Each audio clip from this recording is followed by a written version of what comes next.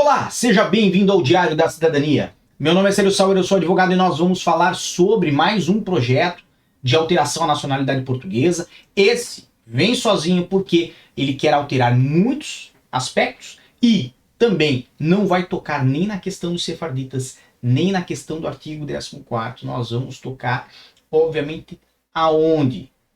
Nos casos de quem nasce em Portugal, nos casos de nacionalidade pelo casamento, união de fato, e também pela naturalização de quem residiu aqui em Portugal. Então nós vamos falar de tudo isso, é um projeto bem amplo e por isso merece um vídeo sozinho. Ok? Qual que é o projeto que eu vou falar? É o projeto de lei número 122 dessa legislatura, que foi apresentado pelo Bloco de Esquerda. A entrada desse projeto também foi agora, no mês de junho, e como ele vai tratar de diversos pontos da lei da nacionalidade, nós trouxemos ela aqui, eu vou tratar dela com vocês, ao mesmo tempo que nós vamos tratar do quê? Vamos tratar deste projeto que está na tela de vocês, tá bem? Esse projeto, então, que é o número 122 dessa legislatura, vem alterar a lei de nacionalidade e o regulamento emolumentar dos registros de notariado. E, obviamente, nós temos aqui uma exposição de motivos, uma exposição muito longa, uma exposição que valeria a pena ler, mas que vai talvez tirar o brilho do que nós temos adiante, que é as alterações que nós vamos ver lá na lei da nacionalidade. Como eu quero fazer um comparativo para vocês, vamos direto às alterações. Então, no artigo 1º, que fala da nacionalidade originária, certo? Que fala, são portugueses de origem. Nós temos lá no número 1 deste artigo, uma linha, que é a linha E, que foi revogada. O que diz a linha E atualmente? Ela diz: os indivíduos nascidos no território português, filhos de estrangeiros, se pelo menos um dos progenitores também aqui tiver nascido e aqui tiver residência, independentemente de título ou ao tempo do nascimento. Neste caso aqui, ela foi revogada justamente porque a linha F deste artigo já vai dar abertura a uma maior possibilidade de nacionalização. Por quê? Porque a linha F ela vem transcrita na forma que está no destaque amarelo. Serão portugueses os indivíduos nascidos no território português, filhos de estrangeiro, que não se encontrem ao serviço do respectivo Estado. Ou seja, nós temos aí uma parte do texto desta linha que foi suprimida. Qual que é a parte do texto que foi suprimida? Então, atualmente está: os indivíduos nascidos em território português, filhos de estrangeiro que não se encontrem a serviço do respectivo Estado. E aí vem a parte suprimida: que não declarem não querer ser portugueses, desde que no momento do nascimento um dos progenitores resida legalmente no território português ou aqui resida independentemente de título há pelo menos um ano. Na forma que vai ficar, ou que planeja este projeto, criança nascida em Portugal será considerada portuguesa, com exceção de um caso, que é quando os pais trabalham ali, por exemplo, tem carreira diplomática para o seu país de origem. Neste caso, eles vão ter a nacionalidade de origem e não a nacionalidade portuguesa. Nos outros casos, para você que trabalha num café, numa imobiliária, para você que trabalha num escritório, se você é estrangeiro e tem um filho aqui em Portugal, ele será considerado português. Inclusive, se você chegou em Portugal hoje e amanhã nasce o seu filho, com a diferença de um dia que você está aqui, ele será português, porque não tem mais essa questão de tem título de residência? Não tem. Mas você está em Portugal há quanto tempo? Há um ano ou há menos de um ano?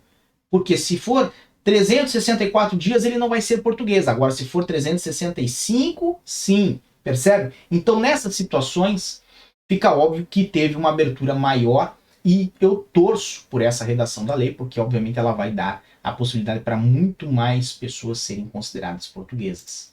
Aqui, ainda temos uma alteração na linha 3, no número 3, certo? Do mesmo artigo, que diz: a verificação da existência de laços de efetiva ligação com a comunidade nacional para os efeitos estabelecidos na linha D do número 1 implica o reconhecimento pelo governo da relevância de tais laços, nomeadamente pelo conhecimento suficiente da língua portuguesa e pela existência de contatos regulares com o território português. Quando nós falamos de a linha D do número 1, nós temos que lembrar sempre do processo de nacionalidade para netos, tá bem? E como é que isso está hoje? Atualmente está a existência de laços de efetiva ligação à comunidade nacional para os efeitos estabelecidos na linha D do número 1, até aí está tudo igual. Verifica-se pelo conhecimento suficiente da língua portuguesa e depende da não condenação à pena de prisão igual ou superior a 3 anos com trânsito em julgado da sentença por crime punível segundo a lei portuguesa e da não existência de perigo ou ameaça para a segurança ou defesa nacional pelo envolvimento em atividades relacionadas com a prática ao terrorismo nos termos da respectiva lei. Então teve uma grande parte aqui que foi suprimida e que implica nos processos de nacionalidade para neto. Ainda temos alterações no artigo 3º, esse artigo que fala da nacionalidade pelo casamento ou união de fato. Temos alteração ali no número 1, que eu vou deixar em amarelo agora como um destaque.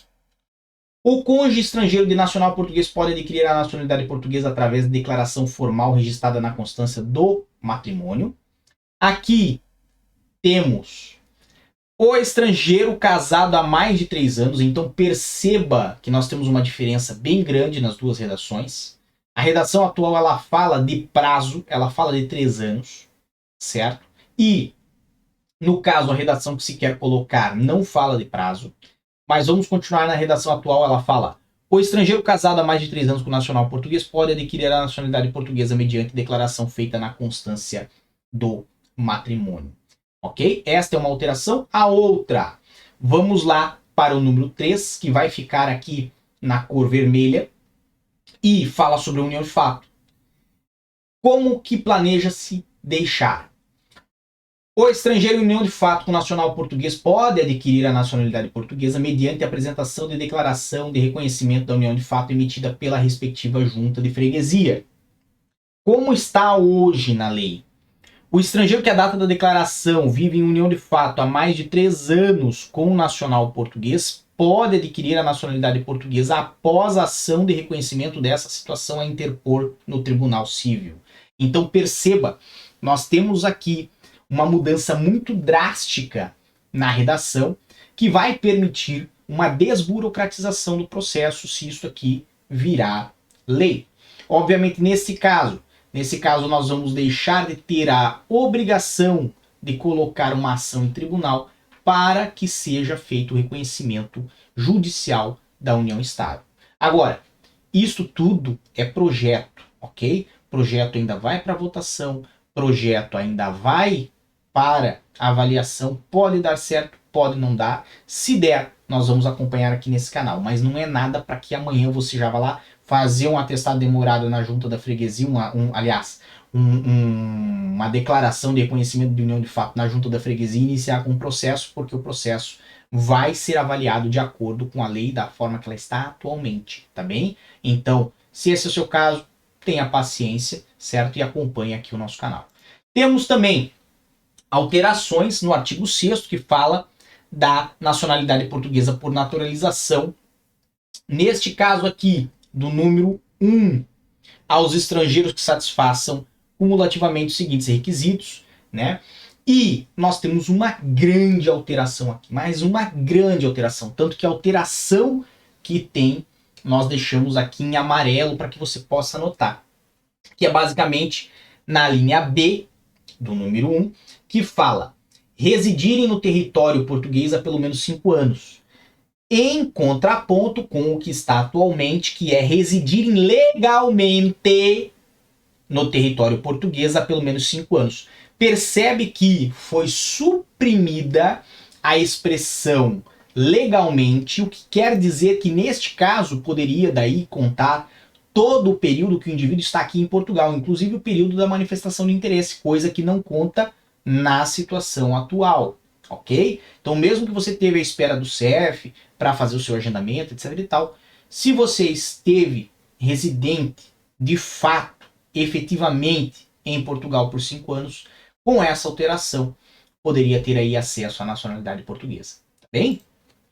Temos uma revogação, que é a linha D, que fala de não tenham sido condenados com trânsito em julgado da sentença com pena de prisão igual ou superior a 3 anos por crime punível segundo a lei portuguesa, que é basicamente, foi revogado, né, foi não, aliás, o intuito é que seja revogado, mas nesta apresentação, nesta proposta, ele foi revogado aqui, essa linha, certo?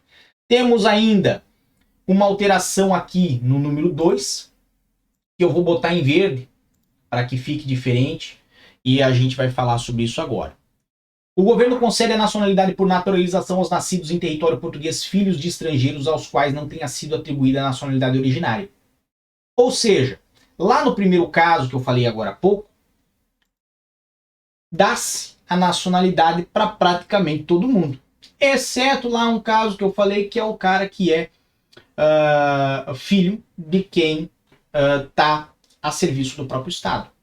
Só que agora, nesse número 2 do artigo 6º, fala-se ali de que se concede para essa pessoa a nacionalidade portuguesa. A diferença é que no outro caso era originário e neste caso não vai ser por naturalização, tá bem? Mas, com isto, com essas duas mudanças, aquela mudança que teve lá na linha F do número 1 do artigo 1º e a mudança que eles também querem fazer aqui no número 2 do artigo 6º, basicamente qualquer criança nascida em Portugal vai ser considerada cidadão português, tá bem? É uma alteração que faz muita diferença do que está hoje, porque hoje o governo concede a nacionalidade por naturalização aos menores nascidos no território português, filhos de estrangeiros, e que no caso de terem contemplado a idade de imputabilidade penal, cumpram os requisitos da linha D e E do número anterior, desde que no momento do pedido preencham uma das seguintes condições. Daí vem um dos progenitores aqui tem a residência independente de título há pelo menos durante 5 anos imediatamente anterior ao pedido. Um dos progenitores tem a residência legal no território nacional. O menor aqui tenha frequentado pelo menos 1 ano de educação pré-escolar ou ensino básico, secundário ou profissional. Então percebe que a forma que está hoje na lei, certo? Porque nós estamos a olhar um projeto, mas a forma que está hoje na lei, ela é ainda mais restritiva do que o que se planeja. O que se planeja é uma simplificação, uma desburocratização. Lógico, o que isso vai fazer? Vai fazer com que ocorra em Portugal um ius soli, né? Praticamente, se eu posso dizer, pleno. Por quê? Porque nasceu em Portugal, é português, ou de uma forma ou de outra. Por enquanto, da forma que está, ainda existem situações em que nascido em Portugal pode ser estrangeiro, ok? Então, tenha atenção que são mudanças muito grandes. Temos ainda, no mesmo artigo 6º, a revogação do número 4, do número 5 e do número 11, certo? No número 4, tinha o governo concede a naturalização com dispensa dos requisitos previstos na linha B e C do número 1, aos indivíduos que tenham tido a nacionalidade portuguesa, desde que, tendo-a perdido, nunca tenham adquirido outra nacionalidade. O número 5, o governo concede a nacionalidade por naturalização com dispensa dos requisitos estabelecidos na linha B do número 1 aos indivíduos que satisfaçam cumulativamente os seguintes requisitos: tenham nascido em território português, sejam filhos de estrangeiro que aqui tivesse residência independente de título ao tempo do seu nascimento e aqui residam independentemente de título há pelo menos 5 anos. Neste caso aqui, né, como como planeja-se ter aquela alteração do número 2 e também a alteração no artigo 1º, certo? Tem uma desnecessidade de manter esse número, que é o número 5. E o número 11, que fala sobre a questão da prova de inexistência de condenação com trânsito em julgado da sentença com pena de prisão igual ou superior a 3 anos na referida linha D do número 1, faz-se mediante exibição de certificados de registro criminal emitidos. Então, obviamente, são essas as revogações que vêm para o artigo 6º. Ainda temos revogações no artigo 9º, certo? E também temos revogações no artigo 21. Essas revogações do artigo 9º, que temos aqui a linha B do número 1 e o número 4, certo? Fala sobre fundamentos de oposição à aquisição da nacionalidade portuguesa por efeito da vontade. Neste caso aqui, faz-se a revogação da linha B onde diz a condenação com trânsito em julgado da sentença, com pena de prisão igual ou superior a 3 anos, por crime punível segundo a lei portuguesa, e também no número 4, a prova de inexistência de condenação referida na linha B do número 1 é aplicável disposto no número 11 do artigo 6º, porque o número 11 do artigo 6º vai, né, e planeja-se que seja revogado. Temos aqui, ainda no artigo 21º, certo? O número 5, que também foi alvo aí de mais um projeto de revogação, e aqui diz a nacionalidade originária dos indivíduos abrangidos pela linha E do número 1 do artigo 1º, prova-se pelo assento de nascimento onde consta a menção da naturalidade portuguesa de um dos progenitores da sua residência no território nacional. Obviamente temos daí outras alterações que são relacionadas ao regulamento emolumentar, mas nós não vamos tratar disso aqui porque obviamente é um documento bem extenso e nós já estamos com o tempo contado. Bem, era esse o nosso assunto de hoje.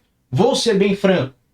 Sobre este projeto de lei, temos vários aspectos muito positivos e que eu torço pessoalmente e sigam em frente. Não creio que vá conseguir sobreviver esse projeto, mas seria muito bom se essas alterações fossem feitas. Por que eu não acredito que vá conseguir sobreviver?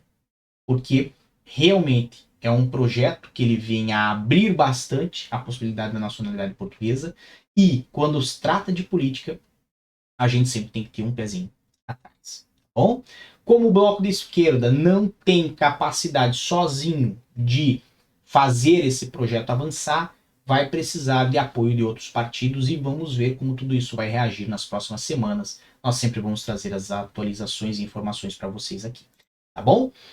Bem, desejo a todos muita força e boa sorte. Por enquanto é só, mas nós sempre estamos aqui de volta no Diário da Cidadania.